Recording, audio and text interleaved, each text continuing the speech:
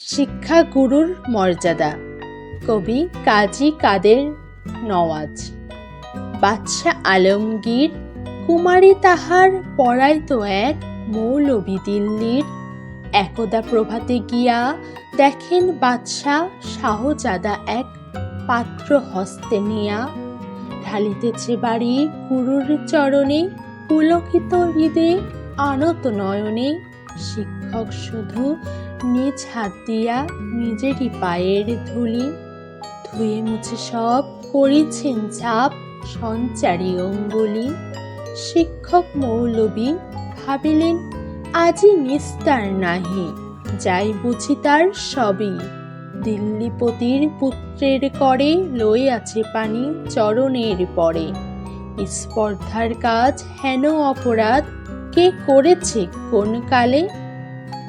ভাবিতে ভাবিতে চিন্তার রেখা দেখা দিল তার ভালে।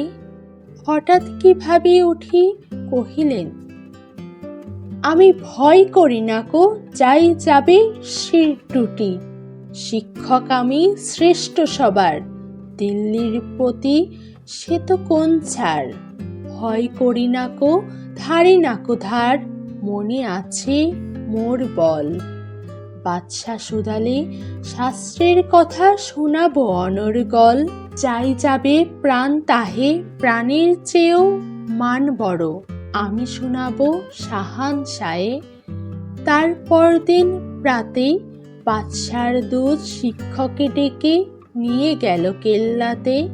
ঘাস কামড়াতে যাবে শিক্ষকে ডাকি বাদশা কহেন, শুনুন জনাব তবে, পুত্র আমার আপনার কাছে সৌজন্য কি কিছু শিখিয়াছে? বরং শিখেছে বেয়াদবি আর গুরুজনে অবহেলা। নহিলে সেদিন দেখিলাম যাহা স্বয়ং সকাল বেলা। শিক্ষকে কন, যাহাপনা আমি বুঝিতে পারিনি হায়, কি কথা বলিতে আজিকে আমায় ডেকেছেন নিরালায়। বাদশা কহেন, সেদিন প্রভাতে দেখিলাম আমি দাঁড়ায়ে তফাতে। নিজ হাতে যবে চরণ আপনি করেন প্রক্ষালন। পুত্র আমার জল ঢালে শুধু ভিজাইছে ও চরণ। নিজ হাতখানি আপনার পায়ে পোলাইয়া সযতনে, ধুয়ে দিল না কো কেন সে চরণ, বড় ব্যথা পায় মনে। উচ্ছ্বাস ভরি শিক্ষককে আজি দাঁড়ায়ে সগৌরবে, কুর্নিশ করি বাদশায়ে তবে কহেন উচ্চ রবে। আজ হতে চির উন্নত হলো শিক্ষা গুরুর শির, সত্যই তুমি মহান উদার বাদশা আলমগীর।